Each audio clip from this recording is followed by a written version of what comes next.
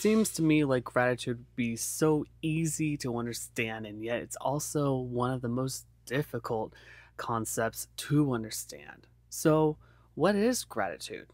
Robert Emmons is perhaps the world's leading scientific expert on gratitude. He argues that gratitude has two key components, which he describes in Why Gratitude is Good. First, he writes, in an affirmation of goodness, we affirm that there are good things in the world, gifts and benefits we've received. In the second part of gratitude, he explains, we recognize the sources of this goodness are outside of ourselves. We acknowledge that the other people, or even higher powers, if you're in a spiritual mindset, gave us many gifts, big and small, to help us achieve the goodness in our lives. Mr. Emmons and other researchers see the social dimension as being especially important to gratitude. He said, I see it as a relationship strengthening emotion because it requires us to see how we've been supported and affirmed by other people. Because the gratitude encourages us not only to appreciate gifts, but to repay them or pay them forward, the sociologist Jorge Semel called it the moral memory of mankind. This is how gratitude may have evolved, by strengthening bonds between members of the same species who mutually helped each other out. To investigate how gratitude relates to bonding and empathy, pioneering research is exploring what gratitude looks like in the brain. Over the past 15 years, hundreds of studies have been documented the social, physical, and psychological benefits of gratitude.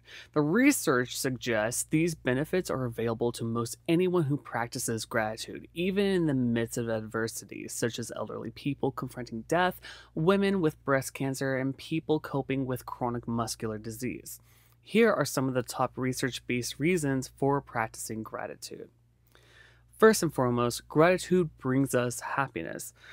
Through research by scientists and many other, practicing gratitude has proven to be one of the most reliable methods for increasing happiness and life satisfaction. It also boosts feelings of optimism, joy, pleasure, enthusiasm, and other positive emotions. However, on the flip side, gratitude also reduces anxiety and depression and could be a helpful part of therapy. Research suggests it may help reduce depression among people with chronic diseases. Gratitude is good for our bodies. Again, scientists suggest gratitude strengthens the immune system, lowers blood pressure, reduces symptoms of illness, and makes us less bothered by aches and pains. It also encourages us to exercise more and take better care of our health. Grateful people sleep better, and who doesn't love sleep? They get more hours of sleep each night, spend less time awake before falling asleep, and feel more refreshed upon awakening. If you want to sleep more soundly, count blessings, not sheep. Gratitude makes us more resilient.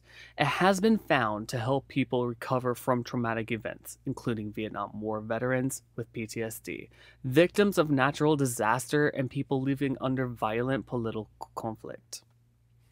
Gratitude strengthens relationships. It makes us feel closer and more committed to friends and romantic partners. When partners feel and express gratitude for each other, they each become more satisfied with their relationship.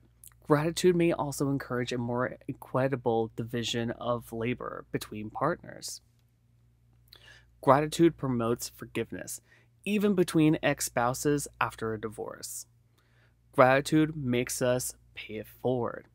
Grateful people are more helpful, altruistic, as we spoke before, and compassionate, in other words, more pro-social. Gratitude is good for children. Children as young as 6 or 7 are more generous when they're feeling grateful, and grateful adolescents tend to be more resilient. When children from the ages of 10 to 19 practice gratitude, they report greater life satisfaction, more positive emotion, and they feel more connected to their community. Gratitude is good for schools. Studies suggest it makes students feel better about their school. It also makes teachers feel more satisfied and accomplished, and less emotionally exhausted. possibly reducing teacher burnout. Now that I have you inspired about gratitude, now it's my job to help you create it. So here are some ideas. But are you a natural pessimist? Don't worry about it. The benefits of gratitude aren't only available to people with a natural grateful disposition. Instead, feeling grateful is a skill we can develop with practice and reaping its rewards along the way. Here are some specific scientific-based activities for cultivating an attitude of gratitude. 3 good things. It's a way to tune into positive events in your life. Just think about 3 good things. Gratitude letter. I'll speak about this later, the specifics, but writing a letter expressing thanks and deliver it to the person. Mental subtraction of positive events. How to appreciate what you have by imagining your life without it. One variation on this practice is mental subtraction of relationships. Savoring walk. How a stroll outside can help build lasting happiness, just like all walks. Give it up. Savor something more by taking a break from it. Now, about gratitude journals. Write a gratitude letter to an important person in your life whom you've never properly thanked.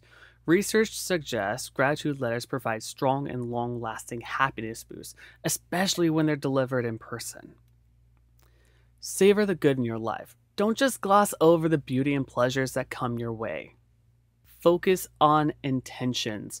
When you receive a gift or when something good happens to you in general, consider how someone tried on purpose to bring that goodness into your life, even at a cost to themselves. Research suggests this goes a long way toward cultivating an attitude of gratitude among children and adults alike. Create a grateful school climate by fostering gratitude among staff and working to counter the culture of complaining. Create a grateful workplace by getting buy-in from leaders, providing lots of opportunities for gratitude, and making sure that everyone gets thanked. Recognize the positive. Ask yourself, what are 3 good things that happen to you each day? It's a way to help yourself appreciate the gifts, big and small, that come your way. Get metaphysical. Research suggests that thinking hard about our own mortality makes us more grateful for life. Another study found that praying more often increased gratitude. Thank you very much for listening to Inspiring. This is lesson 4, gratitude. Our next lesson, 5, is on mindfulness. Be kind to yourself and others and don't pollute.